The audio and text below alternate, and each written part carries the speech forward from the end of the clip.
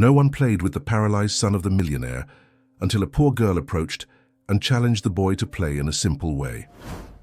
When the millionaire saw the two connecting, he broke into tears, touched by the scene that was transforming his son's life. What the businessman decides to do will surprise you. Chapter 1. Shattered Wheels. The pristine wheels of the wheelchair gleamed under the autumn sun as 7-year-old Lucas Thornton sat motionless in Central Park, his small hands resting on the armrests. His eyes, once bright with childlike wonder, now followed the other children running around the playground with a distant longing that broke the heart of anyone who noticed. Not far from him, Maxwell Thornton, his father and one of New York's most influential tech moguls, was engaged in a heated phone conversation, pacing back and forth with his attention firmly fixed on the stock market rather than his son. "I don't care what the board thinks, Jeremy. The acquisition goes through today or heads will roll," Maxwell barked into his phone, completely oblivious to the quiet desperation in his son's eyes.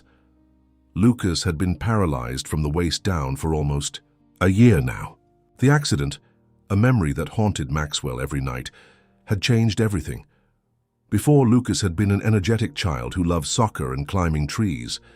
Now, he was confined to a wheelchair, his world limited by its wheels and his father's inability to face what had happened.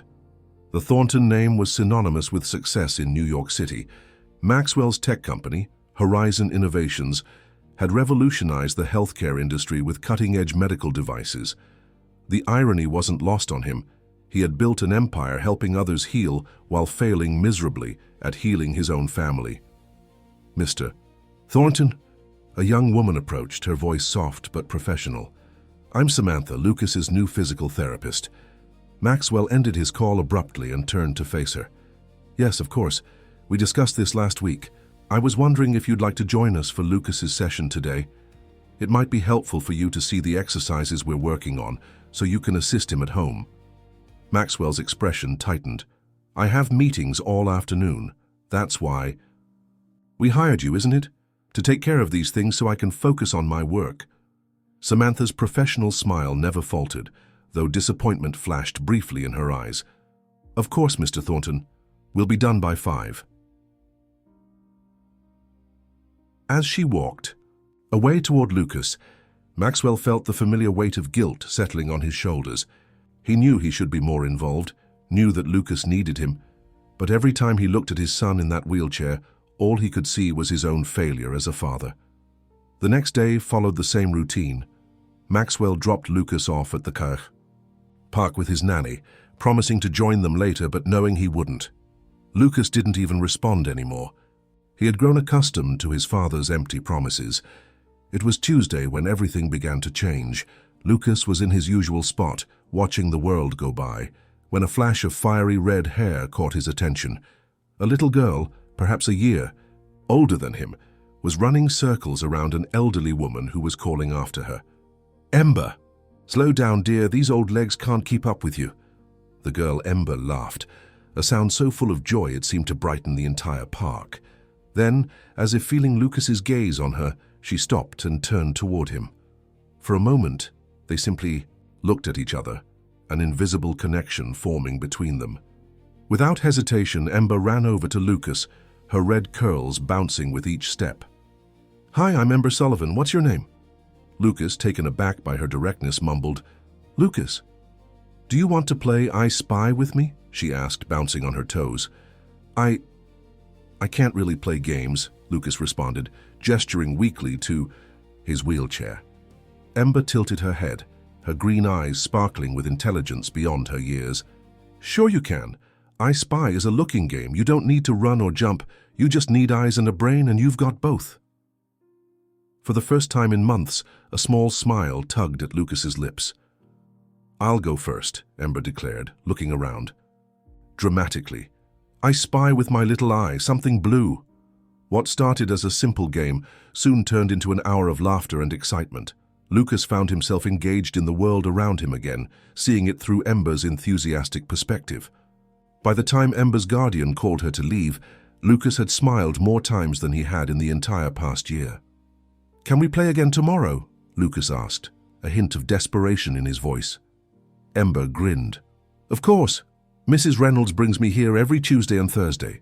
She takes care of me and 5 other kids, but she lets me come to the park because I have too much energy for the house." As Ember ran back to Mrs. Reynolds, Lucas watched her go with newfound hope. For the first time since the accident, he was looking forward to something. When Maxwell arrived to pick up Lucas that evening, he was surprised to find his son animated, telling his nanny about a red-haired girl named Ember and their game of I Spy. "She sounds nice," Maxwell commented absently, checking his emails on his phone. "She is, Dad. Can we come back to the park on Thursday? Please? She said she'll be here." The urgency in Lucas's voice made Maxwell look up from his phone. "I suppose we can arrange that," he said, surprised by his son's sudden enthusiasm. Over the next few weeks, Lucas and Ember's friendship blossomed. Every Tuesday and Thursday became sacred days for Lucas, who waited eagerly for his fiery-haired friend to appear in the park. Ember, with her boundless energy and creativity, always found ways to include Lucas in games that didn't require the use of his legs. One Thursday, Ember arrived with a homemade obstacle course designed specifically for Lucas's wheelchair. She had spent hours planning it with the help of Mrs. Reynolds, marking paths with chalk and setting up challenges that Lucas could navigate. "It's a hero's quest," Ember explained excitedly. "Oh, you're the knight, and you have to rescue the princess from the dragon." Lucas's face lit up as he navigated the course, with Ember running alongside him, cheering him on. From a distance, Maxwell, who had actually made time to come to the park that day, watched in astonishment. His son was laughing, truly laughing, for the first time since the accident. "He seems different with her," Maxwell commented to the nanny. "She's good for him," the nanny replied simply. "She sees him, not his wheelchair." That night, Maxwell found himself standing in the doorway of Lucas's bedroom, watching his son sleep peacefully, a small smile still on his face. Something had shifted, and Maxwell felt a strange mixture of gratitude and jealousy. A little girl had managed to connect with Lucas in ways he couldn't, or perhaps hadn't tried to. The next day, Maxwell made an unprecedented decision. He cancelled his afternoon meetings. "Lucas," he said over breakfast, "how would you feel about inviting Ember and Mrs. Reynolds for dinner sometime?" Lucas's fork clattered onto his plate. "Really, Dad? You mean it?" Maxwell nodded, surprised by his son's reaction and his own desire to meet the girl who had brought light back into Lucas's life. "Yes, I think it's time I met your friend," Maxwell said, realizing how disconnected he had become from his son's world. "And maybe we can thank Mrs. Reynolds for bringing her to the park." What Maxwell didn't know was that this simple dinner invitation would set in motion a series of events that would change all their lives forever. The red-haired girl with the infectious laugh wasn't just any child, and her story, intertwined with loss, resilience, and an uncanny ability to heal broken hearts, would soon become inextricably linked with the Thorntons' own journey toward healing. Chapter 2. A Flame of Hope. The Thornton mansion stood imposingly against the Manhattan skyline, its modern glass facade reflecting the setting sun. Inside, the usually quiet halls were filled with an unfamiliar sound, Lucas's excited voice, as he directed the household staff on exactly how to prepare for their special guests. "Dad, do you think Ember will like the chocolate fountain? And should we have the chef make kid food or fancy food?" Lucas asked, wheeling himself around the expansive dining room with newfound energy. Maxwell, who had actually come home early to oversee the preparations, smiled at his son's enthusiasm. "Why don't we have both? And yes, I think any child would be impressed by a chocolate fountain." When the doorbell rang, Lucas's face lit up. "They're here." Maxwell watched as his son wheeled himself toward the entrance hall faster than he'd ever seen him move. Following behind, Maxwell was struck by the realization that he couldn't remember the last time Lucas had been this excited about anything. The massive oak door swung open to reveal a stark contrast to the opulence of the Thornton mansion. Standing on the doorstep was an elderly woman with silver hair pulled back in a simple bun, wearing a well-worn cardigan. Beside her stood Ember, her wild red curls barely contained by a headband, wearing a dress that had clearly seen better days but was clean and pressed for the occasion. "Welcome to our home," Maxwell said, extending his hand to Mrs. Reynolds. "I'm Maxwell Thornton. Thank you for accepting our invitation." Mrs. Reynolds shook his hand firmly, her weathered face kind but assessing. "Martha Reynolds, thank you for having us. Ember hasn't stopped talking about this dinner since you invited." "Hers?" Ember, meanwhile, had already bypassed the adults and was crouching beside Lucas's wheelchair. "Your house is like a castle," she exclaimed, her green eyes wide with wonder. Lucas beamed. "Want me to show you around? I can go really fast in the hallways when Dad isn't looking." Before Maxwell could process what was happening, the two children had disappeared down the corridor, Lucas propelling his wheelchair with newfound vigor and Ember running alongside him. "They certainly hit it off," Maxwell commented, gesturing for Mrs. Reynolds to follow him to the sitting room. "Ember has that effect on people," Mrs. Reynolds said, her voice tinged with pride as she carefully lowered herself onto an expensive leather sofa. "She's been through so much, yet she still sees the world as a place full of wonder." Maxwell poured them both a glass of wine. "Lucas mentioned she lives with you, along with other children?" Mrs. Reynolds nodded, taking a small sip of her wine. "Yes, I've been a foster mother for over 30 years now. Ember came to me 3 years ago after the fire." "The fire?" Maxwell inquired, his interest piqued. "A terrible tragedy," Mrs. Reynolds said softly. "Her parents didn't make it. Ember was saved by a firefighter who heard her calling for help. She bounced between 3 foster homes before she came to me. Each family found her too spirited, too full of energy. But that's exactly what makes her special." Maxwell thought about the vibrant little girl who had somehow broken through his son's shell of isolation. She certainly seems special. Lucas has changed since meeting her. "He's more present." Mrs. Reynolds smiled knowingly. "Children have a way of seeing past the barriers we adults construct. Ember doesn't see Lucas's wheelchair, she just sees a friend." Their conversation was interrupted by the sound of laughter, echoing from the hallway. Lucas and Ember appeared in the doorway, both slightly out of breath. "Dad, Ember wants to know if we can have dinner in the garden instead of the dining room, can we? Please," Lucas pleaded, his eyes alight with excitement. Maxwell hesitated. The staff had spent hours preparing the formal dining room, but looking at his son's hopeful face, an expression he hadn't seen in so long, he found he couldn't refuse. "Of course," he said, surprising himself with how easily he acquiesced. "I'll have the staff set up outside." Dinner in the garden proved to be the right decision. Under the warm glow of string lights, with the New York skyline twinkling in the distance, the formal meal Maxwell had planned transformed into something much more magical. Lucas ate more than Maxwell had seen him eat in months, encouraged by Ember's dramatic stories about the other foster children at Mrs. Reynolds' home. And then Tommy put a frog in Sarah's shoe, and she screamed so loud the neighbors came to check if we were okay, Ember recounted, causing Lucas to nearly choke on his lemonade from laughter. Maxwell found himself laughing too, drawn into the children's world in a way he hadn't been since before the accident. As the evening progressed, he observed Mrs. Reynolds more carefully. Despite her cheerful demeanor, he noticed the way she discreetly pressed a hand to her side when she thought no one was looking, the slight grimace that flashed across her face when she shifted in her chair. After dessert, when the children had moved to another part of the garden to look at stars, Maxwell addressed his observations. "Mrs. Reynolds, forgive me for being forward, but are you feeling all right? You seem to be in some discomfort." Mrs. Reynolds's smile faltered slightly. "Nothing gets past you, does it, Mr. Thornton? I suppose that's how you built your empire." She sighed. "I have pancreatic cancer.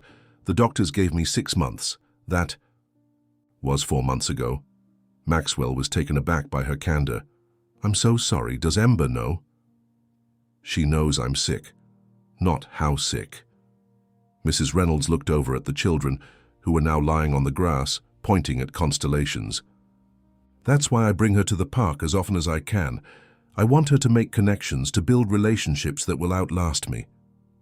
Maxwell felt a pang in his chest. What will happen to her, to all your foster children, when... He couldn't finished the sentence, but Mrs. Reynolds understood. The system will place them elsewhere. That's what keeps me up at night, Mr. Thornton. Not the pain, not the fear of what's coming for me, but the thought of what will happen to them. Especially Amber. She's been rejected so many times already. Maxwell's gaze drifted to where Lucas and Amber were now engaged in an animated conversation, Lucas gesturing enthusiastically toward the sky. She's changed my son's life, you know. Before he met her, he barely spoke. He just existed. But now he's living again. They've been good for each other, Mrs. Reynolds agreed. Amber needs stability as much as Lucas needs joy. They found in each other what they were missing. The evening ended with promises to meet again soon. As Maxwell watched the taxi carrying Mrs. Reynolds and Amber disappear down the driveway, he felt a strange sense of unease. The thought of Amber being shuttled to yet another foster home, possibly one that wouldn't understand her vibrant spirit, disturbed him deeply. Later that night, after helping Lucas get ready for bed, something he usually left to the night nurse, Maxwell sat beside his son's bed. "Did you have fun tonight, buddy?" Lucas nodded sleepily. "Amber knows all the constellations, Dad. She taught me about Orion and the Big Dipper. Did you know stars are actually giant balls of gas burning billions of miles away?" Amber said her dad told her that before he went to heaven. Maxwell felt his throat tighten. Her dad sounds like he was a smart man. "Dad?" Lucas's voice had grown serious. "Mrs. Reynolds is sick, isn't she? I heard her coughing a lot, and she looks tired like Mom did before she went to heaven." Maxwell was stunned by his son's perceptiveness. "Yes, Lucas, she is sick. What will happen to Amber if Mrs. Reynolds goes to heaven, too?" The question hung in the air between them, heavy with implications. Maxwell had been asking himself the same thing all evening. "I don't know, buddy," he admitted, "but we'll make sure she's okay, I promise." As Lucas drifted off to sleep, Maxwell remained by his bedside, his mind racing. An idea was forming, one that seemed both completely irrational and absolutely necessary.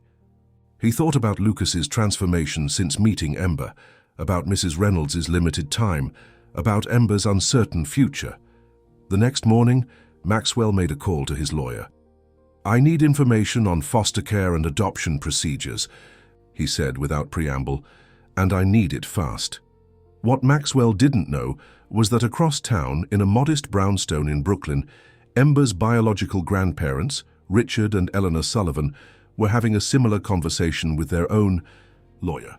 After years of absence from their granddaughter's life, they had suddenly developed an interest in becoming her guardians, an interest that would soon collide with Maxwell's own plans and set the stage for a battle none of them could have anticipated. Chapter: Constellations of Connection. The following weeks brought a significant shift to the Thornton household. Lucas's bedroom walls, once stark and bare, now featured hand-drawn constellations and planets. His bookshelf, previously filled with untouched volumes, now overflowed with astronomy books that Maxwell had purchased after noticing his son's newfound interest. And the mansion's schedule, once dictated entirely by Maxwell's business demands, now revolved around park visits and playdates with Amber. Maxwell found himself canceling meetings, rescheduling conference calls, and even delegating important decisions to his executive team, actions that would have been unthinkable just months ago. Jeremy Watson, his right-hand man at Horizon Innovations, was both surprised and concerned by the change. "You've missed 3 board meetings in 2 weeks, Max," Jeremy pointed out during a rare appearance by Maxwell at the office. "The shareholders are getting nervous. They're used to you being at the helm 24/7. Maxwell continued reviewing documents, his mind half focused on the task at hand and half on the promise he'd made to Lucas to be home in time for dinner with Amber and Mrs. Reynolds. "The company won't collapse if I take a few evenings off, Jeremy. This is about that foster kid, isn't it? The one Lucas has been hanging out with?" Maxwell's head snapped up, his eyes narrowing. "Her name is Amber. And yes, she's become important to Lucas, which means she's important to me." Jeremy raised his hands in surrender. "I'm not judging. It's just, you've changed, Max. Ever since Catherine's passing and Lucas's accident, you threw yourself into work like it was the only thing keeping you afloat. Now suddenly, you're leaving early, taking days off. Maybe I'm finally realizing there's more to life than quarterly reports, Maxwell replied, gathering his papers. I'll review these at home. Tell the board I'll call in to the next meeting. As Maxwell drove home, Jeremy's words echoed in his mind. He had changed. The accident that left Lucas paralyzed had plunged him into a sea of guilt and grief, compounded by the loss of Catherine 2 years earlier. Work had become his refuge, a place where he could exert control in a world that had spun so chaotically out of his grasp. But Ember's appearance in their lives had altered that equation. Through her, Maxwell was rediscovering his son, and perhaps himself as well. Arriving home, Maxwell found Lucas and Ember in the mansion's library, surrounded by books and star charts. Mrs. Reynolds sat nearby in an armchair, looking frailer than she had just weeks ago. Maxwell noticed the slight tremor in her hands as she sipped her tea. "Dad," Lucas called excitedly, "Ember and I are planning a stargazing night. Can we use the rooftop terrace? Ember says that's the best place to see the stars because we'll be above some of the city lights." Maxwell smiled, setting down his briefcase. "That sounds like a great idea. We can set up the telescope I bought you for Christmas that's been gathering dust." "You have a telescope?" Ember's eyes widened. "A real one? Not just the kiddie kind from the toy store?" "A Celestron Edge HD 8, actually," Maxwell replied, enjoying her excitement. "It's quite powerful." "Wow," Ember breathed, looking at Lucas with awe. "Your dad is the coolest." The pride that swelled in Maxwell's chest at those words caught him by surprise. When was the last time anyone had called him cool? Certainly not since becoming the hard-driving CEO known for his ruthless business tactics. "Mrs. Reynolds," Maxwell said, turning to the elderly woman, "would you join us for dinner? You look like you could use a good meal." Mrs. Reynolds smiled weakly. "That's very kind, but I'm afraid I'm not feeling up to it today. In fact, I was about to call a taxi to take us home." "Nonsense," Maxwell insisted. "My driver can take you home whenever you're ready, but there's no rush. And if you're not feeling well, perhaps Ember could stay for dinner. I can have her brought home afterward." The relief on Mrs. Reynolds' face was evident. "That would be a great help, Mr. Thornton." "Thank you." After arranging for his driver to take Mrs. Reynolds home, Maxwell found himself alone with the children for dinner. It was a novel experience, one that would have terrified him just weeks ago. Now, he found himself enjoying their animated conversation, their unfiltered perspectives, their easy laughter. "Mr. Thornton," Ember asked suddenly. Her fork paused midway to her mouth. "Did you always want to be a businessman?" The question caught Maxwell off guard. "No, actually. When I was about your age, I wanted to be an astronaut." Lucas looked up in surprise. "You did? You never told me that." A pang of regret hit Maxwell. How many things had he never shared with his son? How many conversations had they missed because he was always too busy, too distracted, too afraid to face the pain of their fractured family? "Yes, I was fascinated by space," Maxwell continued. "My sister and I used to camp out in our backyard, with a little telescope much like you two are planning to do." "You have a sister?" Lucas asked, his surprise deepening. Maxwell's expression clouded. "I had a sister, Elizabeth. She went to heaven when we were teenagers." The table fell, silent. Maxwell rarely spoke about Elizabeth, even with Lucas. The loss was a wound that had never properly healed, only scabbed over with time and deliberate avoidance. "I'm sorry about your sister," Ember said softly, her green eyes full of understanding beyond her years. "My mom and dad went to heaven too. Sometimes I talk to them when I look at the stars. Mrs. Reynolds says that's where people go when they leave us." Maxwell felt his throat tighten. "That's a nice thought. Maybe your sister is friends with my parents up there," Ember continued, her face brightening. "Maybe they're all watching us right now, having a star party." The childish innocence of her statement broke through something in Maxwell. A chuckle escaped him, then another, until he was laughing genuinely for what felt like the first time in years. Lucas joined in, and soon all three were laughing. The moment of sadness transformed into something lighter. After dinner, Maxwell found himself doing something unprecedented, helping Lucas with his bedtime routine. As he adjusted his son's position in bed, Lucas looked up at him with serious eyes. Dad, I'm glad Ember is our friend now. She makes everything better. Maxwell nodded, smoothing the blanket. She certainly does. Mrs. Reynolds is getting really sick, isn't she? Lucas asked quietly. Maxwell hesitated, then decided on honesty. Yes, she is. What will happen to Ember when Mrs. Reynolds can't take care of her anymore? The question Maxwell had been asking himself for weeks now hung in the air between them. I'm not sure, buddy, but I've been thinking about that a lot. Could she stay with us? Lucas's question was tentative but hopeful. We have lots of room, and she makes us happy. Maxwell sat on the edge of the bed, considering his words carefully. It's not that simple, Lucas. Ember is in foster care. There are legal processes, rules about who can take care of children without parents. But you're rich and smart. Can't you figure it out? The childlike faith in his father's abilities both touched and terrified Maxwell. I'm trying, he admitted. I've been talking to lawyers about what options we might have. Lucas's face lit up. Really, so Ember could be like my sister? I don't want to make promises I can't keep, Maxwell cautioned, though his heart ached at his son's excitement. This is very complicated, and we don't know if it's what Ember would want. It is, Lucas said with absolute certainty. She told me she wishes she could stay in one place forever. She's tired of moving all the time, and she likes it here. She told me so.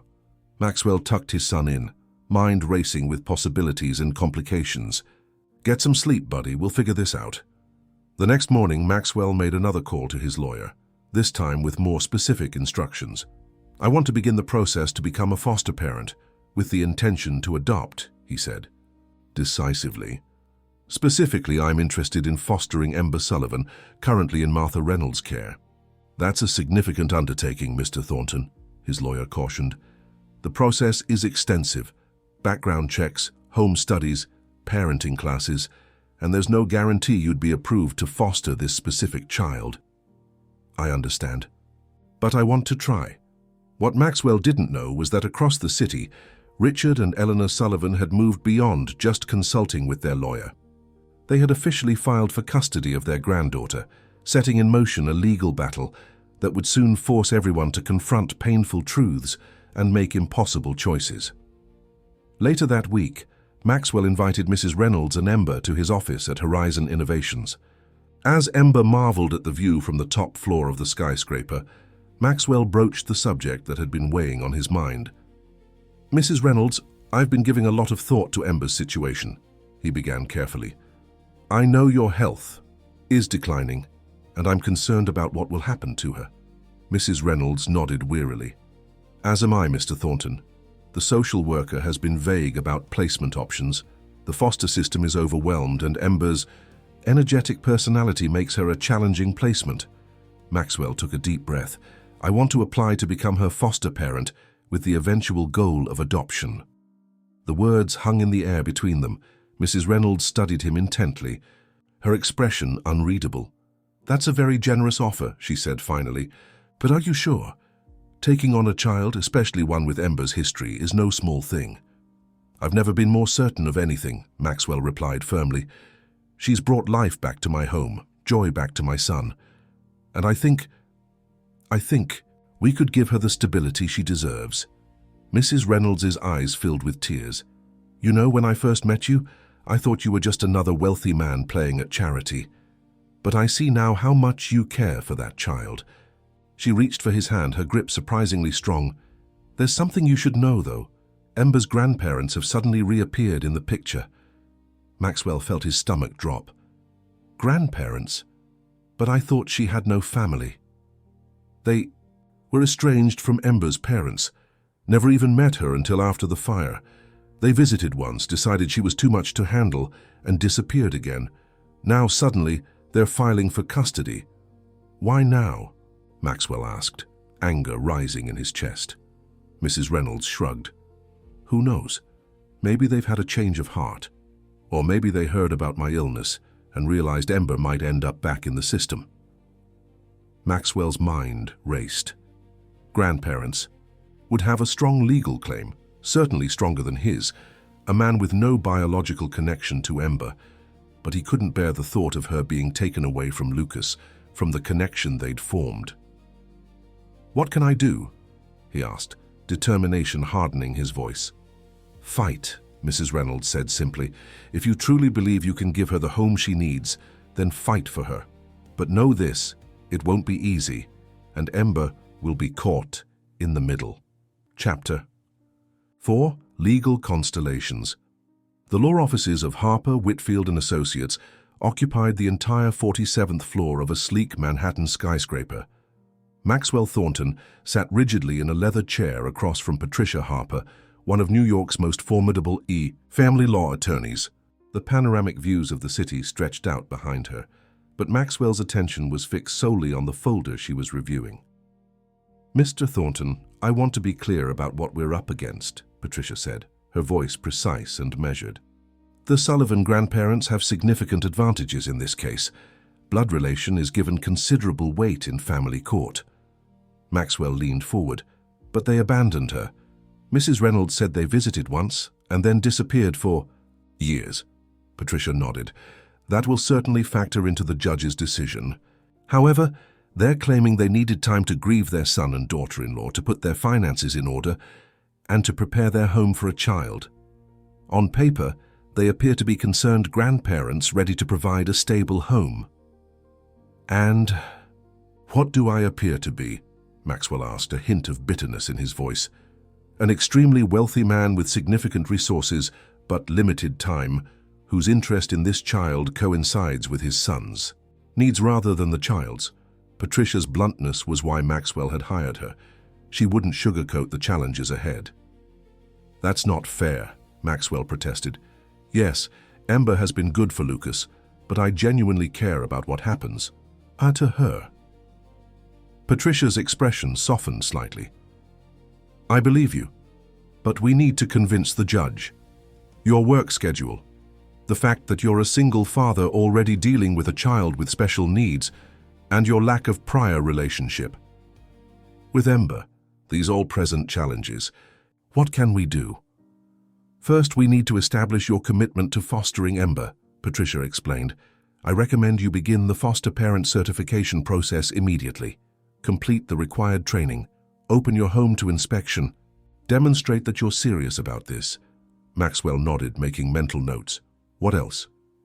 "We need to understand more about the Sullivans, their history, their relationship with Ember's parents, why they truly stayed away so long. My investigator is already looking into this. And Mrs. Reynolds, will her support help our case?" Patricia tapped her pen thoughtfully against the desk. "Absolutely. As Ember's current foster parent, her recommendation carries significant weight. But..." She hesitated. "But what?" "Her health is deteriorating rapidly, Mr. Thornton. The social worker's reports indicate she may soon be unable to care for any children, let alone testify effectively in court." Maxwell felt a pang of sadness. In just a few short weeks, he had come to respect and care for the elderly woman who had given Ember a stable home when no one else would.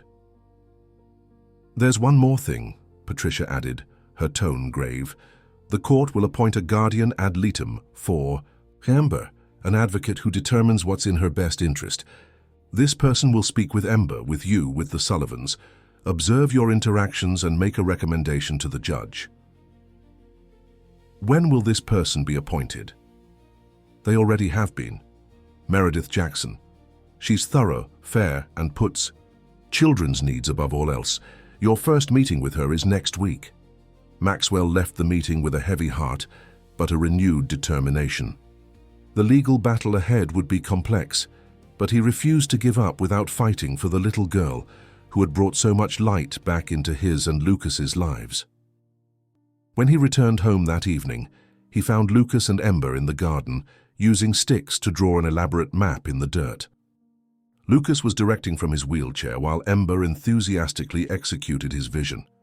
"It's Treasure Island," Lucas explained when he spotted his father. "We're making our own version with hidden pirate gold and a secret cave."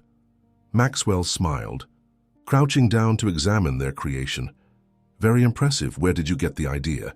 "Mrs. Reynolds has been reading us Treasure Island at bedtime," Ember piped up. "But she keeps falling asleep before the good parts, so Lucas and I decided to make up our own ending." "Speaking of Mrs. Reynolds, how is she feeling today?" Maxwell asked carefully. Ember's bright expression dimmed slightly. "She's really tired. She couldn't even come to the park today, so your driver picked me up instead. She said she just needed to rest, but—" The little girl's voice trailed off, her usual confidence wavering. Maxwell placed a gentle hand on her shoulder. "I'm sure a good rest will help her feel better." Ember nodded, but the worry in her eyes remained. Maxwell realized with a jolt that despite her youthful exuberance, Ember was keenly aware of Mrs. Reynolds's declining health. She had already lost so much in her young life. Now she faced losing another person she loved.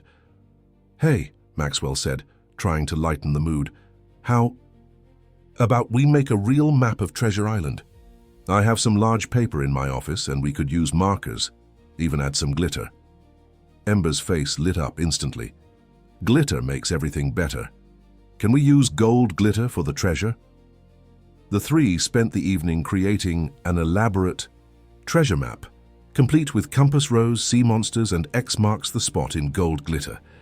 Maxwell found himself fully engaged in the activity, his worries about the custody battle temporarily forgotten as he watched Lucas and Ember collaborate, their excitement infectious. Later, after Ember had been driven home and Lucas was getting ready for bed, Maxwell's phone rang. It was Mrs. Reynolds. "Mr. Thornton," she said, her voice weaker than he had ever heard it. "I need to speak with you. In person. It's important." The urgency in her tone alarmed him. "Of course, should I come to you?" "Please, tomorrow morning if possible. There are things you need to know. About Ember, about her grandparents. Things that might help you." The next morning, Maxwell arrived at Mrs. Reynolds's modest brownstone in Queens. The house was worn but meticulously maintained, with children's artwork covering nearly every available wall space. Mrs. Reynolds greeted him at the door, leaning heavily on a walker, her face drawn with pain, but her eyes sharp as ever. "Thank you for coming," she said, leading him slowly to a small sitting room where a teenage girl was helping younger children with breakfast. "Sarah, can you take the little ones upstairs to play? Mr. Thornton and I need to talk." Once they were alone, Mrs. Reynolds sank gratefully into an armchair. "The doctors say I have weeks, maybe a month," she said without preamble. "I've made arrangements for most of my foster children, but Ember is special. She needs someone who understands her spirit, who won't try to dim her light." "I want to be that person," Maxwell said earnestly. "But the Sullivans—" "Richard and Eleanor Sullivan," Mrs. Reynolds interrupted, her voice suddenly hard. "They're not what they seem, Mr. Thornton. They never approved of their son's marriage, thought his wife wasn't good enough for him. After the fire, they came once to see Ember. Do you know what Eleanor said? She said Ember was too much like her mother, too wild, too emotional. They left and never contacted her again until they heard I was ill." Maxwell frowned. "How did they even know you were ill?" "The system," Mrs. Reynolds sighed. "When my doctor informed social services about my prognosis, they started looking at alternative placements for all my kids. Someone must have contacted the Sullivans as potential kin placement for Ember. And suddenly they're interested," Maxwell concluded, anger simmering inside him. "Exactly. But there's more." Mrs. Reynolds reached for a worn photo album on the side table. "Ember's mother kept a journal. After the fire, it was given to Ember along with a few salvaged possessions. She can't read all of it yet. The handwriting is difficult, but I've been reading parts to her at bedtime." She handed Maxwell a leather-bound journal. "I think you should read this, particularly the entries from the last year before the fire." Maxwell accepted the journal hesitantly. "Are you sure? This seems very personal." "Ember's mother would want her daughter protected," Mrs. Reynolds said firmly. "And I believe this journal contains information that could help your case." That night, after ensuring Lucas was asleep, Maxwell sat in his study and opened the journal.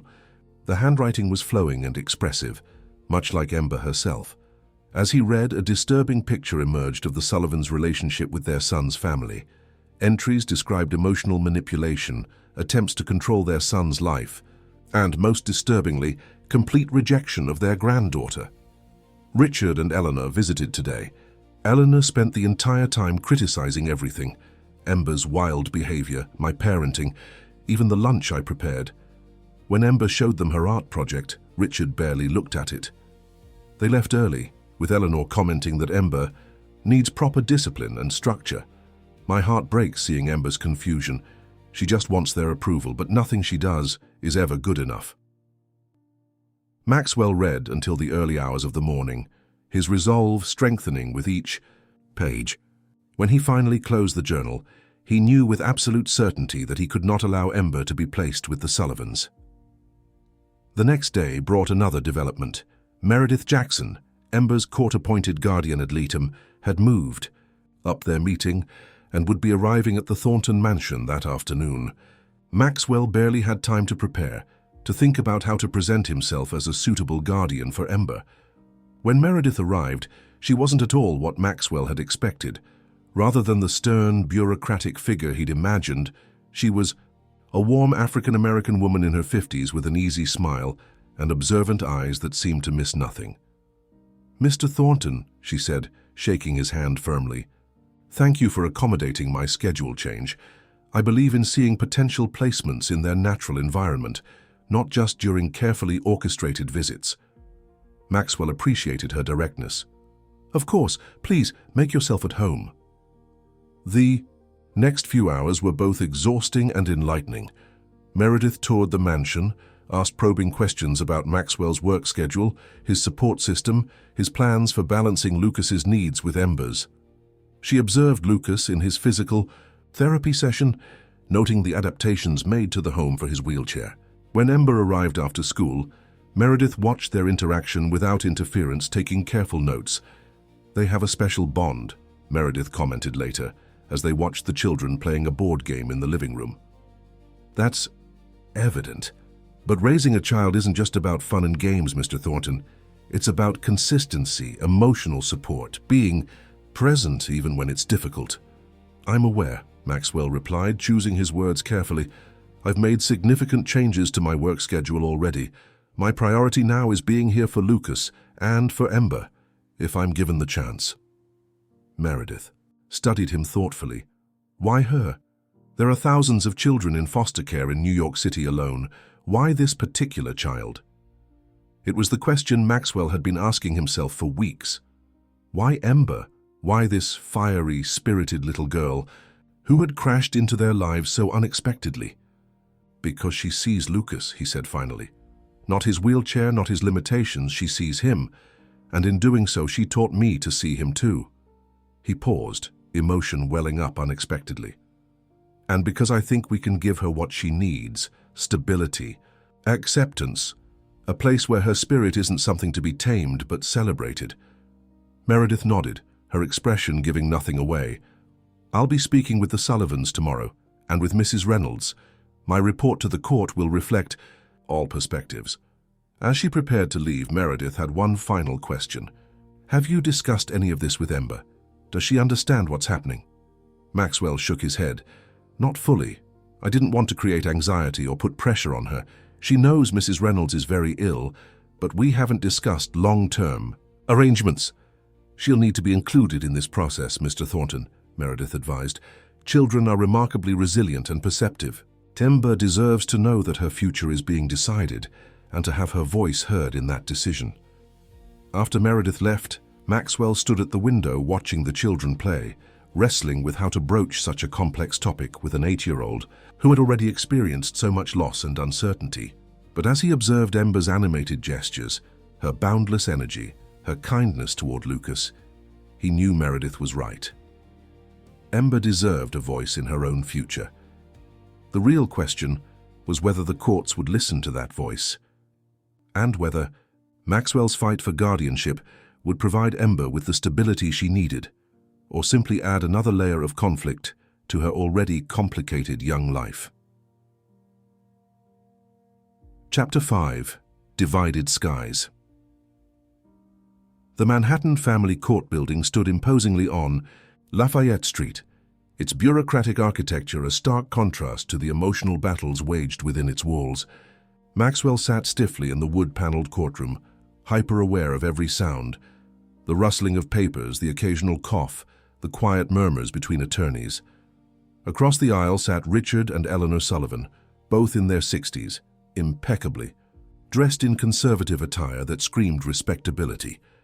Eleanor caught Maxwell's gaze and gave him a tight smile that didn't reach her eyes. There was something calculated in her expression that made Maxwell's skin crawl. Richard simply stared straight ahead, his jaw set in determination. Patricia Harper leaned over to whisper in Maxwell's ear. "Remember, stay calm no matter what. They say, judges look for emotional stability in potential guardians." Maxwell nodded, though calm was the furthest thing from what he felt. This preliminary hearing would set the tone for the entire custody battle. Martha Reynolds, too ill to attend in person, had submitted written testimony supporting Maxwell's petition for guardianship. Now everything hinged on the impression he made on Judge Gloria Ramirez, a veteran family court judge known for her no-nonsense approach. "All rise," the bailiff announced as Judge Ramirez entered the courtroom. She was a small woman with steel-gray hair and penetrating eyes that seemed to evaluate everyone in the room simultaneously. After the formalities, the Sullivans' attorney, Bradford Collins, presented their case first. His voice oozed confidence, as he painted a picture of devoted grandparents eager to provide their only grandchild with a loving home. "Your Honor, blood ties are sacred in our society," Collins argued. "The Sullivans are Ember's only living relatives. They have prepared a lovely bedroom in their Washington home, researched the best schools in their district, and are prepared to dedicate their retirement years to raising their son's child. They offer stability, family history, and genetic connection that no one else can provide." Judge Ramirez listened impassively, occasionally making notes. "And yet they have had minimal contact with the child for the past 3 years. Is that correct?" "Mr. Collins?" Collins cleared his throat. "Yes, Your Honor. Following the tragic loss of their son and daughter-in-law, the Sullivans were overwhelmed with grief. They needed time to process their own loss before taking on the responsibility of raising a child. They now recognize that their absence was a mistake and are committed to making amends." When it was Patricia's turn, she approached the podium with purposeful confidence. "Your Honor, while we respect the Sullivans' biological connection to Ember, we must consider what is truly in the child's best interest. Mr. Thornton has developed a significant bond with Ember over the past several months. His son, Lucas, and Ember have formed a sibling-like relationship that has been healing for both children. Moreover, Ember's current foster mother, Martha Reynolds, who has cared for her longer than anyone else in her young life, strongly supports Mr. Thornton's petition." Patricia then introduced Martha Reynolds' written statement, which detailed not only her support for Maxwell, but also her concerns about the Sullivans based on their previous interactions with Ember. "Mrs. Reynolds has observed firsthand how Ember thrives in Mr. Thornton's home," Patricia continued. "She has also witnessed the dismissive attitude the Sullivans displayed toward Ember during their brief visit 3 years ago. Mrs. Reynolds reports that after that visit, Ember experienced nightmares and behavioral regression, clear signs of emotional distress." Bradford Collins jumped to his feet. "Objection. This is hearsay and attempts to malign my client's character without substantial evidence." "Your Honor," Patricia countered, "Mrs. Reynolds' observations as Ember's long-term foster mother are relevant to understanding the child's relationship history with all parties involved." Judge Ramirez considered briefly. "I'll allow it, but be aware that I will give appropriate weight to second-hand accounts." As the hearing continued, Maxwell found himself growing increasingly tense. The legal arguments felt cold and detached, compared to the warm reality of his connection with Ember. How could strangers in a courtroom possibly understand what that little girl had come to mean to him and Lucas? When Meredith Jackson was called to present her findings as guardian ad litem, the entire courtroom seemed to hold its breath. Her report would carry significant weight with the judge. "I've had the opportunity to observe Ember in multiple settings," Meredith began, her voice measured and clear. "With Mrs. Reynolds, with Mr. Thornton and his son, and most recently with Mr. and Mrs. Sullivan during a supervised visit." She detailed her observations methodically, noting Ember's comfort level and behavior in each environment. With Mrs. Reynolds and at the Thornton home, Ember displays the secure attachment behaviors we hope to see in children: comfortable exploration, appropriate affection, and the ability to express both positive and negative emotions freely. Her relationship with Lucas Thornton is particularly noteworthy. They have developed a mutual support system that benefits them both. Maxwell felt a flicker of hope at these words, but it was quickly dampened by what came next. During the supervised visit with the Sullivans, Meredith continued, Ember was initially withdrawn but gradually warmed up, especially when Mrs. Sullivan shared photos and stories about Ember's father as a child.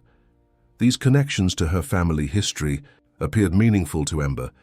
Meredith then delivered her recommendation. Given the complexity of this case, a terminally ill foster mother, biological grandparents with limited prior contact but strong family ties, and a non-relative with a significant recent bond, I believe a transitional approach would best serve Ember's interests. I recommend a shared guardianship arrangement initially, with Ember spending time in both households while a permanent placement is determined. Maxwell felt as if the air had been knocked from his lungs. Shared guardianship, with people who had abandoned Ember for years, people who, according to her mother's journal, had never fully accepted her. Judge Ramirez questioned Meredith extensively about her recommendation before turning to address the parties directly. "This is a complex case with no perfect solution," she said, her expression grave. "I'm inclined to follow Ms. Jackson's recommendation for a transitional period. Ember will divide her time between the Sullivan home in Washington and the Thornton home in New York, with evaluations every 60 days to assess her adjustment and well-being." The judge then outlined a detailed schedule: 2 weeks with the Sullivans, 2 weeks with Maxwell, with transitions occurring on Sunday evenings. Both parties would need to facilitate video calls with the non-custodial household 3 times weekly, and neither was to speak negatively about the other in Ember's presence. "This arrangement begins next Sunday," Judge Ramirez concluded. "We will reconvene in 4 months to reassess.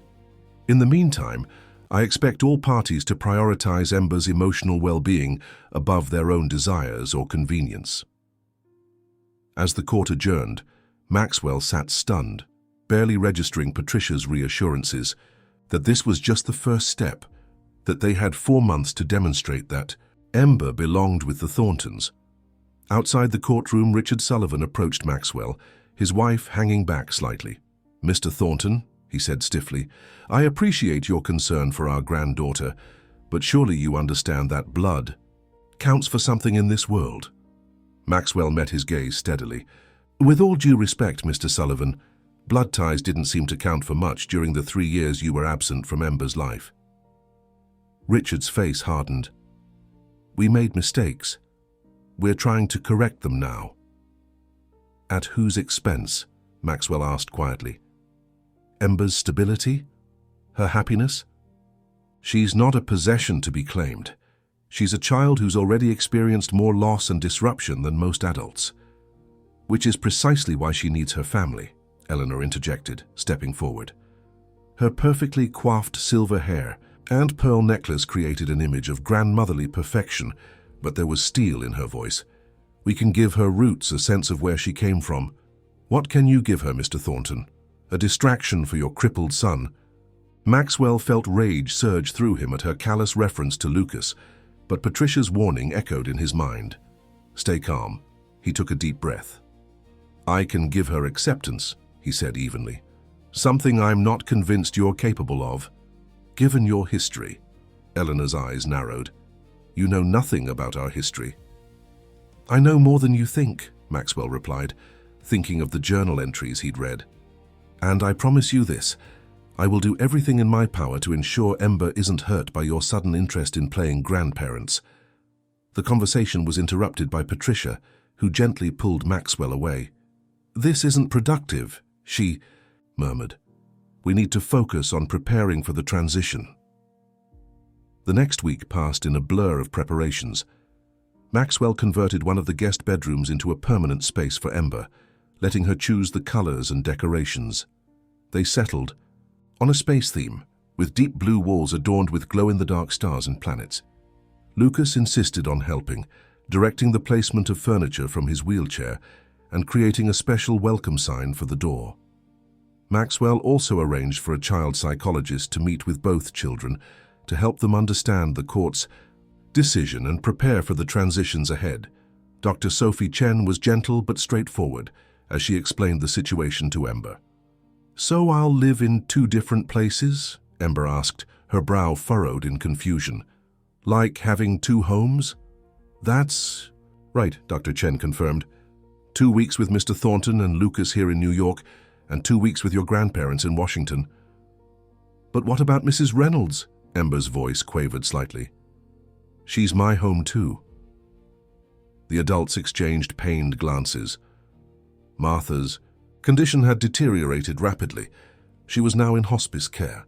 They had explained to Ember that Mrs. Reynolds was very sick and needed special care, but the full reality of the situation had been softened.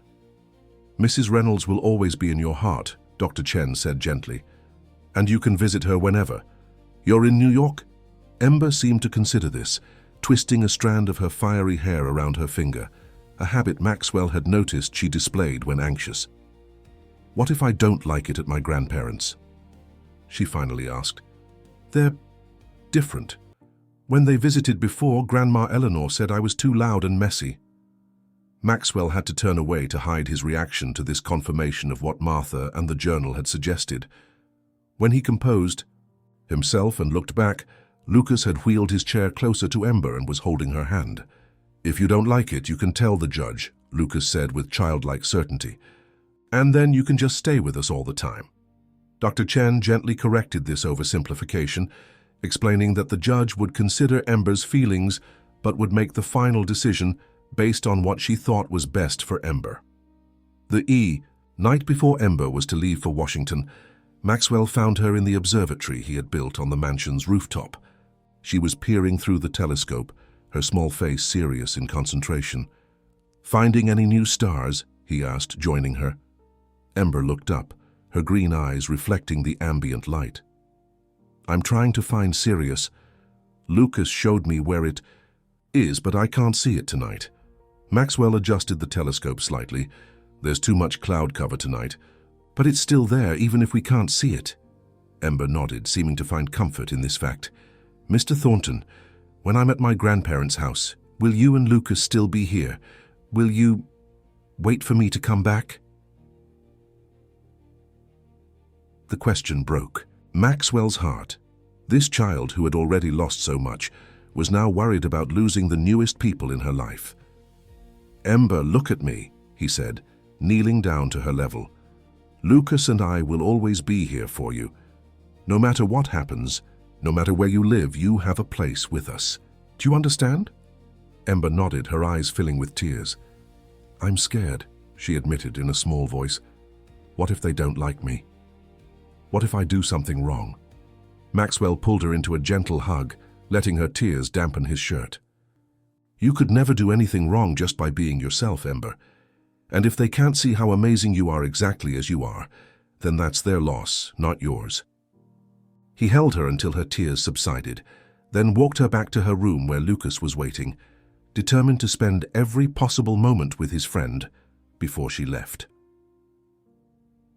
As Maxwell closed the door on the two children, their heads bent together over a book of constellations, he made a silent vow. He would fight with everything he had to give this bright, beautiful child the home she deserved, one where her spirit could soar freely, unbound by anyone's expectations or limitations. What he didn't know was that the Sullivans were making their own plans, ones that would test not only his legal rights, but his understanding of what it truly meant to love a child who wasn't his own. Chapter 6. The Secret Constellations. The Sullivan home in Georgetown, Washington, D.C., was exactly as Maxwell had imagined it, a meticulously maintained federal-style townhouse with pristine white columns and perfectly trimmed hedges. Everything about it screamed order, control, and old money. As he stood on the sidewalk watching the social worker lead Ember up the immaculate brick walkway, Maxwell felt a suffocating tightness in his chest. Ember glanced back at him, her vibrant, red hair a stark contrast to the subdued elegance of her surroundings. He gave her what he hoped was a reassuring smile, but inside he was crumbling. 2 weeks suddenly seemed like an eternity. "Remember, video calls every other day," he called out, his voice steadier than he felt. "And I'll pick you up myself on the 23rd. Ember nodded, clutching the purple backpack that contained her most treasured possessions, her mother's journal, though she couldn't read all of it yet, a star chart Lucas had made for her, and the small telescope Maxwell had bought as a going-away present. Eleanor Sullivan appeared at the door, her silver, hair perfectly coiffed, her smile polite but cool. She placed a hand on Ember's shoulder as the child reached the top step, and Maxwell couldn't miss the way Ember stiffened at the touch. "We'll take good care of her, Mr. Thornton," Eleanor called, her voice carrying the slight southern accent of old Virginia money. "You needn't worry." But worry was all Maxwell could do as he watched the door close behind them, cutting off his view of Ember's anxious face. The drive back to New York was the longest of his life. Lucas's reaction to Ember's absence was even more heartbreaking. The boy sat by the window of their Manhattan penthouse for hours, staring out at the cityscape as if expecting to see a flash of red hair at any moment. "Dad," he asked on the third evening of Ember's absence, "do you think Ember can see the same stars from Washington that we see here?" Maxwell, who had been reviewing documents for work, a task he'd thrown himself into to distract from the hollow feeling in the house, looked up with surprise. "Yes, pretty much. They might look a little different because there's less light pollution there, but they're the same stars." Lucas seemed to find comfort in this connection. "I'm going to look at Orion's belt tonight and pretend she's looking at it too. Then it's like we're still together, right?" Maxwell felt his throat constrict. "That's a beautiful idea, buddy." That night, they set up the telescope on the rooftop terrace and found Orion's belt gleaming against the night sky. Maxwell sent Ember a text suggesting she look for it too, creating an invisible thread, connecting the three of them across the miles. The scheduled video calls provided both relief and new worries. Ember appeared well cared for, her hair neatly brushed, her clothing obviously new and expensive, but there was a restraint in her manner that hadn't been there before. Her usual exuberance seemed muted, her responses careful and measured. "Grandma Eleanor says I'm taking etiquette lessons," she reported during their third call, pronouncing etiquette with deliberate precision. "I'm learning which fork to use at dinner and how to sit like a proper young lady." Maxwell exchanged a glance with Lucas, who looked as concerned as he felt. "That sounds educational," Maxwell offered neutrally. "Are you having any fun too?" A brief hesitation. "I go to an art class on Tuesdays. The teacher says I have good technique, but I need to stay inside the lines." The Ember they knew had never been one to stay inside any lines, literal or figurative. During the second week of Ember's stay in Washington, Maxwell received an unexpected call from Meredith Jackson. "I conducted my first observation visit with Ember at the Sullivan home yesterday," she explained. "I wanted to touch base with you directly rather than put this in a formal report yet." Maxwell tensed. "What did you observe?" "Nothing overtly concerning," Meredith assured him. "The Sullivans provide excellent material care. Ember has a beautiful room, nutritious meals, educational activities. But," she paused, "but there's a rigidity to their household that seems at odds with Ember's natural temperament. Eleanor Sullivan, in particular, has very defined ideas about how a young lady should behave. During my observation, Ember was reprimanded for speaking too loudly, for sitting improperly, for asking impertinent questions." Maxwell gripped the phone tighter. "That's exactly who Ember is. Curious, enthusiastic, uninhibited. They're trying to change her fundamental nature." "I share your concern," Meredith admitted, "but it's important to understand that different families have different values and parenting styles.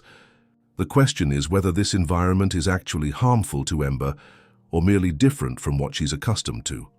How can suppressing a child's natural personality not be harmful?" Maxwell challenged. "That's what I'm trying to determine," Meredith replied calmly. I've requested additional observation visits, including some unannounced ones. In the meantime, I'd suggest focusing on making Ember's transitions as smooth as possible. When the day finally came to bring Ember back to New York, Maxwell arrived at the Sullivan home half an hour early. Unable to contain his anticipation, Richard answered the door, his expression inscrutable.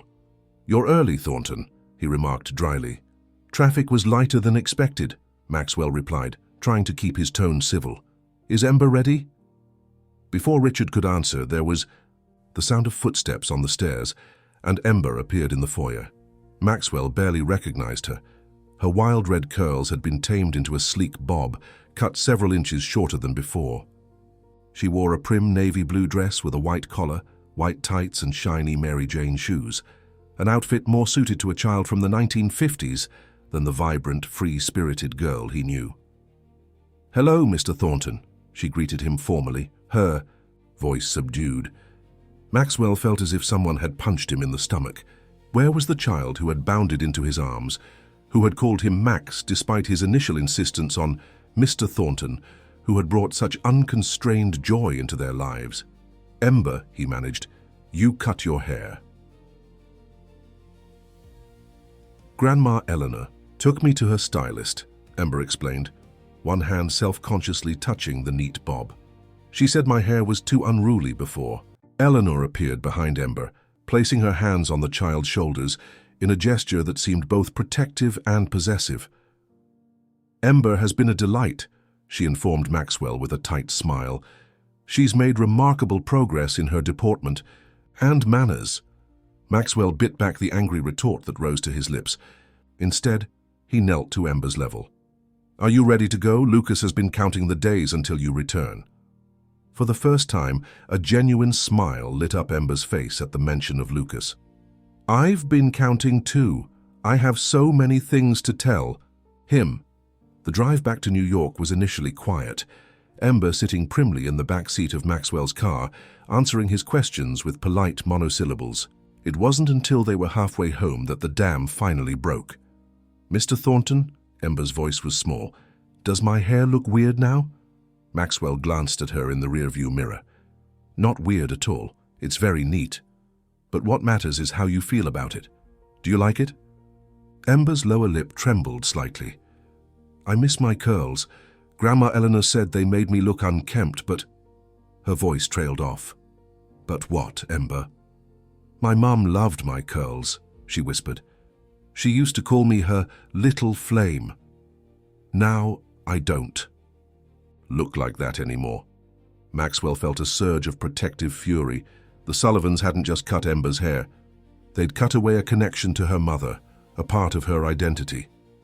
"Hair grows back," he assured her gently, "and you'll always be a little flame, no matter what haircut you have.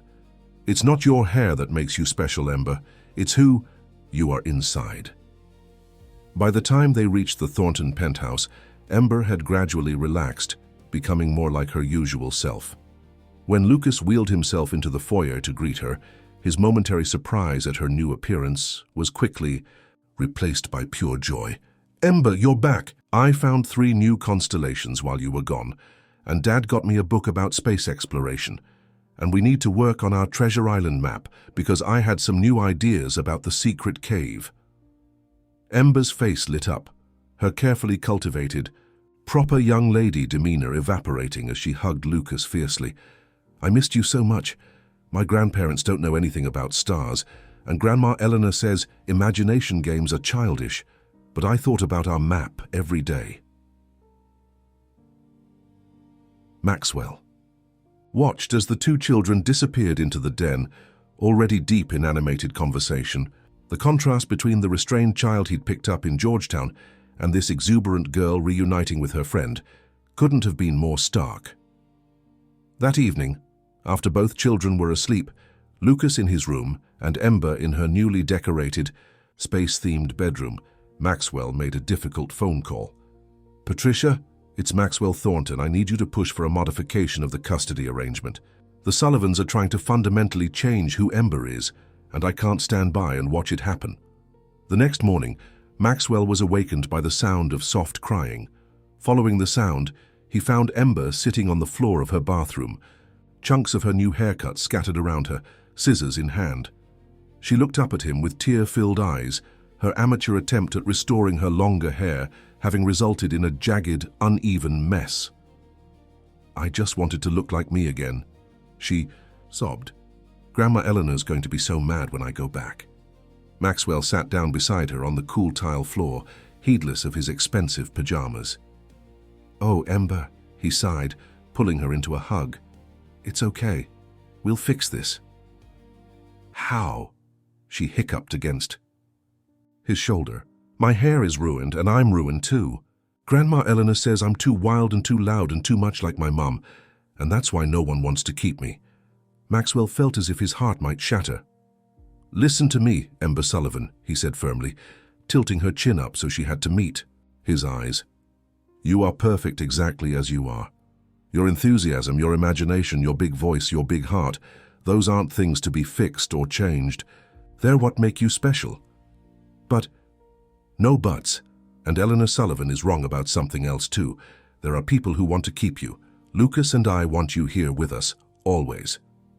Later that day, Maxwell took Ember to the Best Children's hair salon in Manhattan, where a stylist worked magic on her botched self-haircut, creating a pixie style that somehow emphasized the fiery color and complemented her elfin features. "I look like Tinkerbell," Ember exclaimed, twirling in front of the mirror, her earlier distress forgotten. "Tinkerbell with rocket boosters," Maxwell agreed, relieved to see the sparkle back in her eyes. The 2 weeks with the Thorntons flew by in a blur of activity. Museum visits, science experiments, stargazing sessions, and countless hours of Lucas and Ember lost in their imaginative worlds.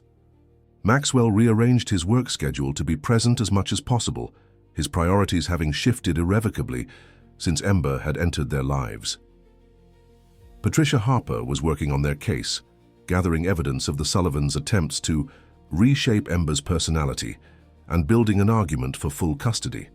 Martha Reynolds, now confined to her bed in hospice care, had recorded a video testimony about Ember's needs and the concerning behavior she had observed from the Sullivans years earlier. 2 days before Ember was scheduled to return to Washington, Maxwell received devastating news. Martha Reynolds had peacefully passed away in her sleep. The loss hit Ember hard. Martha had been the one constant in her life since losing her parents. "She promised she wouldn't leave me," Ember sobbed, curled up in Maxwell's lap. "Everyone leaves me." "She didn't want to leave you," Maxwell murmured, stroking her short red hair, "and she made sure you wouldn't be alone. She found me and Lucas for you." That night, after Ember had finally cried herself to sleep, Maxwell sat alone in his study, a glass of whiskey untouched beside him. The weight of responsibility he felt for this child, a child who wasn't his by birth but had somehow become his by heart, was overwhelming. A soft knock interrupted his thoughts. Lucas wheeled himself into the room, his expression solemn beyond his years. "Dad, can I talk to you about something important?" Maxwell nodded, setting aside his untouched drink. "Of course, buddy. What's on your mind?" Lucas wheeled closer, his hands fidgeting nervously in his lap. "It's about Ember. She told me things about her grandparents' house, things that made me scared for her." Maxwell leaned forward. "What kind of things?" "She's not allowed to talk about stars or imagination games there. She has to sit for hours practicing piano and having tea lessons, even though she hates it. And..." Lucas hesitated. "And what, Lucas?" "And her grandmother told her that her mom was difficult, just like Ember, and that's why bad. Things happened to her. Ember's been having nightmares about fire every night since she got back." Maxwell felt cold fury rise within him. The psychological manipulation, the implicit blame, the systematic dismantling of a child's sense of self, it was cruelty disguised as proper upbringing. "Thank you for telling me this," Maxwell said, his voice tight with controlled anger. "I promise you I'm doing everything I can to make sure Ember stays with us." Lucas nodded solemnly. "Dad, there's something else, something I haven't told anyone." "What is it, son?" Lucas took a deep breath. "The night of my accident, when the car hit us, I saw Mum's face right before everything went black. She looked so scared, Dad, and sometimes I think it should have been me who went to heaven instead of her." The confession hit Maxwell like a physical blow. For 2 years, he had been so consumed by his own guilt over the accident that had claimed Catherine's life and left Lucas paralyzed that he had never realized his son carried a similar burden. "Lucas, no," Maxwell said, moving to kneel beside his son's wheelchair. "Don't ever think that. What happened wasn't your fault, it wasn't anyone's fault, it was a terrible accident. But if I hadn't asked to stop for ice cream—" "Stop," Maxwell interrupted gently. "Your mother adored you. She would have done anything to protect you, and she would be so proud of the brave, compassionate boy you've become. She wouldn't want you carrying this guilt." As father and son embraced, their tears mingling, Maxwell realized something critical. His own inability to process his grief and guilt had created a vacuum that had affected Lucas profoundly. And now, with Ember facing the loss of yet another parental figure and the prospect of returning to a home that sought to extinguish her spirit, the stakes couldn't be higher. That night, while the children slept, Maxwell made a decision. He would fight with everything he had, his wealth, his influence, his determination, to keep Ember with them. But more importantly, he would finally confront his own demons, the ghosts that had haunted him since long before Catherine's accident, reaching back to the traumatic loss of his sister Elizabeth decades ago. Because to be the father that both Lucas and Ember needed, Maxwell would first need to heal the wounded child within himself, the boy who had learned the hard way that loving people meant risking devastating loss. Chapter 7. The Light That Guides Us Home. The day of Martha Reynolds' funeral dawned with a gentle autumn rain that seemed fitting for the occasion. Maxwell stood beneath a black umbrella, Lucas beside him in his wheelchair, and Ember between them, her small hand clutching Maxwell's tightly. The child's pixie haircut was growing out slightly, red wisps curling around her ears as she stared at the polished wooden casket being lowered into the earth. Eleanor and Richard Sullivan stood across from them, their postures rigid, their expressions appropriately solemn.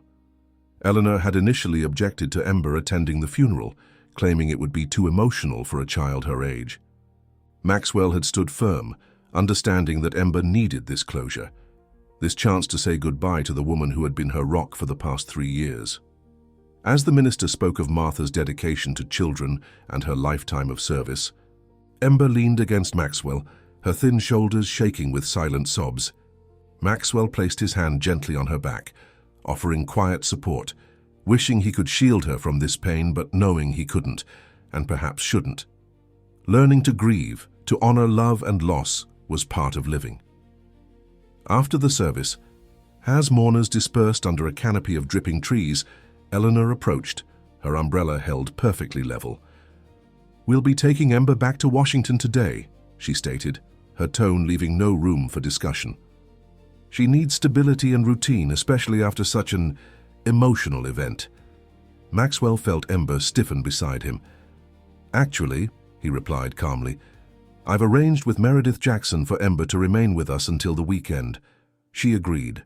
It would be best for Ember to have a few days to process Martha's passing in familiar surroundings before transitioning again. Eleanor's lips thinned to a tight line. "I wasn't informed of this change." "Meredith tried calling you yesterday. Perhaps you missed it." Maxwell kept his voice neutral, aware of the children listening intently. "She'll be contacting you to reschedule the exchange for Saturday." Richard joined them, placing a proprietary hand on Ember's shoulder that made her flinch slightly. "Come now, Eleanor. A few more days won't matter in the grand scheme of things. We'll use the time to finish preparing Ember's room." The calculating look that passed between the Sullivans sent a chill down Maxwell's spine. There was something unsaid in that exchange, something that heightened his already considerable anxiety about Ember returning to their care. Back at the Thornton penthouse, Maxwell noticed Ember's unusual quietness as Lucas tried to engage her in their favorite games. She moved through the evening like a small ghost, responding when spoken to but without her usual spark. That night, as Maxwell tucked her into bed beneath her ceiling of glow-in-the-dark stars, she finally spoke what was on her mind. "Mr. Thornton." If I'm really good and quiet and proper at my grandparents' house, do you think they might let me come visit more often? The question broke his heart. Ember, you should never have to change who you are to be loved and accepted. She picked at a loose thread on her comforter, avoiding his eyes. But Grandma Eleanor says that's how the world works. She says wild. Girls like me and my mum don't fit in proper society. Maxwell sat on the edge of her bed, choosing his words carefully. There are many different kinds of proper society, Ember, and the most important thing isn't fitting in. It's finding the people who love you exactly as you are. Like Mrs. Reynolds did? Yes. And like Lucas and I do. Ember's green eyes finally met his, filled with a vulnerability that made her seem younger than her 8 years. But what if the judge says I have to live with my grandparents forever? Will you and Lucas forget about me? Maxwell took her small hands in his. Listen to me, Ember Sullivan. No matter what happens, no matter where you live, Lucas and I will never ever forget about you or stop caring about you. Some connections can't be broken by distance or time or even court orders. Do you understand? She nodded, but the worry remained etched on her face. Maxwell wished he could promise her everything would work out, that she would stay with them permanently, but he couldn't make promises he wasn't certain he could keep. The next day, Maxwell did something he'd been postponing for years. He took a personal day from work and visited his therapist, Dr. Sarah Winters, whom he had stopped seeing shortly after Lucas's accident. "I'm surprised to see you back, Maxwell," Dr. Winters commented as he settled into the familiar leather chair in her office. "It's been, what, almost 2 years?" 20 months, Maxwell confirmed. "I should have come back sooner. What brings you in today?" Maxwell took a deep breath. "I'm fighting for custody of a foster child, a little girl named Ember. She's become important to Lucas and me, but I'm realizing that I can't be what she needs, what both children need, until I address my own issues." For the next hour, Maxwell spoke more openly than he had in years about Elizabeth's accident when they were teenagers, about his parents' emotional collapse afterward, about the walls he had built around his heart to prevent ever feeling such devastating loss again. He talked about how Catherine had somehow breached those walls, only to be taken from him too, leaving him even more convinced that loving deeply meant risking unbearable pain. "I've been so afraid of losing people that I've kept them at arm's length," he admitted. "Even Lucas after the accident, especially Lucas. It was easier to bury myself in work than face the possibility that I could lose him too. And now this little girl, Ember, has disrupted that pattern," Dr. Winters observed. Maxwell nodded. "She reminds me so much of Elizabeth, that same vibrant energy, that fearlessness. When I look at her, I see my sister as she was before the accident, and it hurts. But it also feels like a second chance somehow." "A second chance at what?"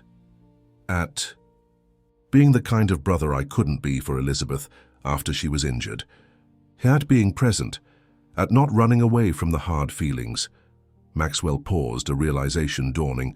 "Maybe even a second chance at healing that part of myself that's been frozen since she went to heaven." As the session concluded, Dr. Winters regarded him thoughtfully. "Maxwell, you've spent decades building fortifications around your heart, convinced they would protect you from pain. But they've also prevented healing and connection. The fact that Ember and Lucas have found their way through those defenses isn't a vulnerability to be feared. It's a gift to be embraced." Those words stayed with Maxwell as he drove home, as he spent the evening with the children building a complex blanket fort in the living room, something the old Maxwell would never have participated in, and as he lay awake that night contemplating the upcoming court date that would determine Ember's fate. Saturday morning arrived all too soon. Ember's small suitcase sat packed by the door, her expression solemn as she prepared to return to the Sullivan home in Washington. Just as they were about to leave, Lucas wheeled himself into the foyer holding a crudely wrapped package. "I made you something," he told Ember, holding it out. "Dad helped a little, but it was mostly my idea." Ember unwrapped the gift to reveal a handmade book titled The Adventures of Lucas and Ember, Star Explorers. Inside were illustrated pages, depicting the two of them having adventures among the constellations. "See, we're still together even when you're in Washington," Lucas explained earnestly. "Because we're looking at the same stars." Ember threw her arms around Lucas, hugging him tightly. "This is the best present ever. I'll look at it every night, I promise." The drive to Washington was subdued. Maxwell had hoped to use the time to prepare Ember for her return to the Sullivans, to reassure her of his continued efforts to modify the custody arrangement. But she had fallen asleep almost immediately, emotionally exhausted from the week's events. As they approached Georgetown, Maxwell gently woke her. "Ember, we're almost there. I wanted to tell you something important before we arrive." She rubbed her eyes sleepily. "What is it?" "Patricia, my lawyer, has filed a motion to modify the custody arrangement. We're asking the judge to reconsider, to let you stay with us permanently." Ember's eyes widened. "Really? You want me to live with you and Lucas forever?" "More than anything," Maxwell confirmed, his voice thick with emotion. "But I need you to understand that these things take time, and there are no guarantees. Your grandparents will fight this, and the judge might still decide that living with them is what's best for you." Ember's face fell slightly. "Oh, but," Maxwell continued, "no matter what happens in court, I want you to remember something. In here," he tapped his heart, "you are already my daughter. Nothing can change that." The words had come spontaneously, surprising even Maxwell, but as soon as he said them, he knew they were true. Somewhere along the way, this vibrant, red-haired child had claimed a permanent piece of his heart. Ember's response was cut short as they pulled up to the Sullivan townhouse. Eleanor and Richard were already waiting on the porch, Eleanor's expression tightening as she noted Ember's casual clothes and growing-out pixie cut. The exchange was brief and tense. As Ember reluctantly joined her grandparents, Maxwell handed Eleanor an envelope. "These are the court papers for our motion to modify custody," he explained. "Our hearing is scheduled for next month." Eleanor's expression hardened, but it was Richard who responded. "Mr. Thornton, I admire your attachment to our granddaughter, but you're setting yourself up for disappointment. Blood ties matter in family court."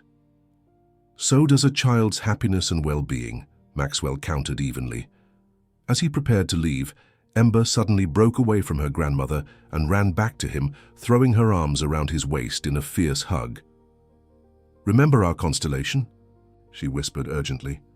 "Look for it tonight." Before Maxwell could ask what she meant, Eleanor had called Ember back sharply, and the child reluctantly obeyed, casting one last meaningful glance over her shoulder as she entered the house. The drive back to New York was the longest of Maxwell's life, his mind replaying Ember's cryptic message. What constellation? They had looked at many together, but she seemed to be referring to a specific one, something meaningful between them.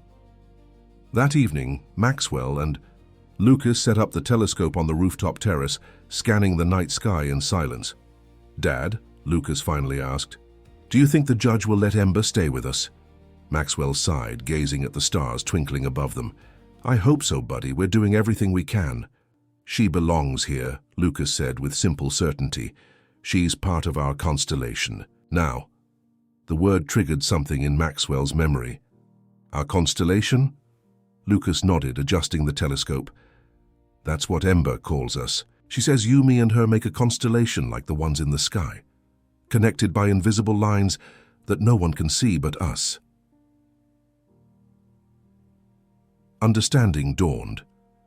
Maxwell helped Lucas locate Orion in the night sky, thinking of Ember looking at the same stars from Washington, and felt the invisible bond between them strengthen despite the physical distance. The weeks that followed were filled with legal preparations. Patricia built their case meticulously, gathering testimony from Ember's teachers, from the other foster children who had lived with Martha Reynolds, even from Maxwell's household staff, who had observed the positive changes in both Lucas and Maxwell since Ember had entered their lives. Meredith Jackson conducted several more observations, including unannounced visits to both households. Her reports noted the striking difference in Ember's demeanor in each environment, subdued and anxious with the Sullivans, vibrant and confident with the Thorntons. But the Sullivans had advantages of their own. Their biological connection to Ember was significant in the eyes of the court. They had impeccable community standing, were financially secure, and could offer Ember a two-parent household with deep roots in their community. 3 days before the scheduled hearing, Maxwell received an unexpected call from Eleanor Sullivan. "Mr. Thornton," she began without preamble, "this legal battle is taking a toll on everyone, especially Ember. I'm calling to suggest a compromise." Maxwell was instantly wary. What kind of compromise? "We're willing to agree to a more balanced schedule, equal time in both households, with transitions happening at logical breaks like school holidays. This would give Ember stability while maintaining her connection to both families." The offer was surprisingly reasonable, which immediately made Maxwell suspicious. "Why the sudden change of heart, Mrs. Sullivan?" There was a slight pause. "Contrary to what you might believe, Mr. Thornton, we do want what's best for our granddaughter. This constant conflict isn't good for her. I'd need to discuss this with my attorney," Maxwell replied cautiously. "Of course, but I suggest you consider it seriously. A protracted legal battle could become very unpleasant for everyone involved." The subtle threat in her tone was unmistakable. Maxwell ended the call and immediately contacted Patricia, who was equally skeptical of the Sullivans' motives. "This feels like a tactical move," she observed, "but I can't figure out what they're gaining by offering this compromise now, just days before the hearing." The answer came later that evening, in the form of an urgent call from Meredith Jackson. "Maxwell, I've just come from an unannounced visit to the Sullivan home," she said, her voice tense. "Ember wasn't there. According to Eleanor, she's been enrolled in a prestigious boarding school in Switzerland, effective immediately. They put her on a plane this morning." Maxwell felt as if the ground had dropped out from under him. "They can't do that.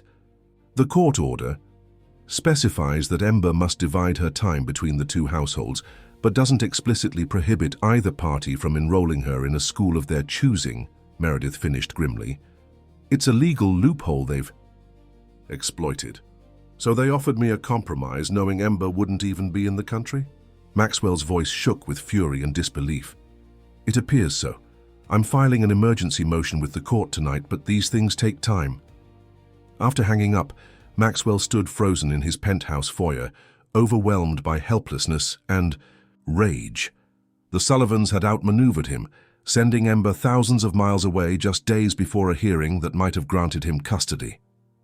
Lucas, who had overheard the conversation from his bedroom doorway, wheeled himself into the foyer. "Dad, what's happening? Where's Ember?" Maxwell knelt beside his son's wheelchair, struggling to keep his voice steady. "The Sullivans have sent her to a boarding school in Switzerland. We're going to do everything we can to bring her back, but it might take some time." Lucas's face crumpled. "But she'll be all alone there. She won't know anyone, and she'll be so scared." "I know, buddy." Maxwell pulled his son into a tight hug, his own eyes burning with unshed tears. "Dad," Lucas whispered, against his shoulder, "remember what you told me after Mom went to heaven? That sometimes we have to be brave not just for ourselves, but for the people we love." Maxwell nodded, throat too tight to speak. "I think we need to be brave for Ember now," Lucas continued. "She would want us to be brave and figure out a way to help her." The simple wisdom of his son's words cut through Maxwell's panic and rage, focusing his thoughts. "You're right, and that's exactly what we're going to do." The next 48 hours were a whirlwind of activity. While Patricia worked through legal channels, filing emergency motions, and seeking judicial intervention, Maxwell leveraged every business connection he had in Europe. He chartered a private jet, contacted the American embassy in Switzerland, and hired a local attorney familiar with Swiss laws regarding international custody disputes. The night before his scheduled flight to Switzerland, Maxwell sat in his study reviewing documents when a call came through from an unfamiliar international number. "Mr. Thornton?" The voice was young, female, heavily accented. "My name is Sophie Laurent. I'm a teaching assistant at Collège du Le Mans, where Ember Sullivan has been enrolled." Maxwell sat up straighter. "Is she all right?" "Physically, yes. Emotionally." Sophie hesitated. "She is very unhappy, Mr. Thornton. She cries every night and refuses to participate in activities. But that is not why I am calling. She asked me to deliver a message to you."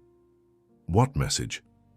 "She said to tell you that she is looking for your constellation every night, but she cannot find it from here.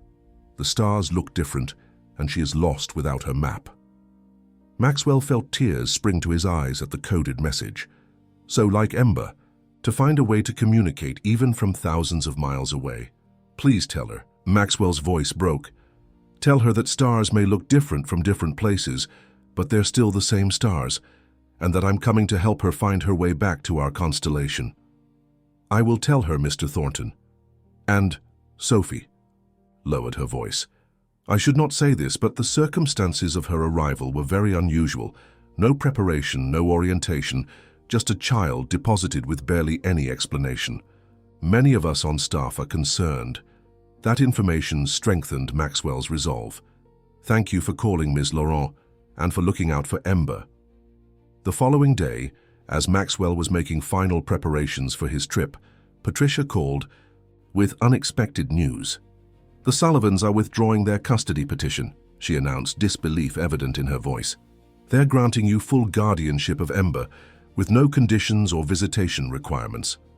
Maxwell could hardly believe what he was hearing. "Why? What changed?" "I don't have all the details yet, but it appears that Richard Sullivan has been implicated in some questionable financial dealings. The timing suggests they're trying to avoid public scrutiny that would come with a contentious custody battle. So they're just giving up after everything they've done. It appears so. They've already contacted the school in Switzerland, authorizing Ember's immediate release into your care. The court is expediting the guardianship paperwork as we speak." 3 days later, Maxwell stood in the arrivals area of JFK Airport, Lucas beside him in his wheelchair, both watching the doors anxiously. When Ember finally appeared, escorted by an airline representative, her face lit up with a joy that made every struggle, every sleepless night, every legal battle worth it. "Lucas! Max!" she cried, breaking free from her escort and running toward them, her red hair, already growing out from the pixie cut, flying behind her like a flame. She threw herself into Maxwell's arms first, then bent to hug Lucas, tears and laughter mingling as the three of them formed their own constellation right there in the middle of the busy airport terminal. "You found me," Ember kept saying. "You found me." "We'll always find you," Maxwell promised, his voice rough with emotion. "Always." Later that evening, as the three of them stood on the rooftop terrace gazing at the stars, Ember nestled between Maxwell and Lucas's wheelchair. A peaceful silence enveloped them. The legal paperwork was complete, the guardianship official. Ember Sullivan was now in every way that mattered, Ember Thornton. "Look," Lucas said, pointing upward. "It's Orion's belt, the 3 stars in a perfect line." "Like us," Ember said softly. 3 stars,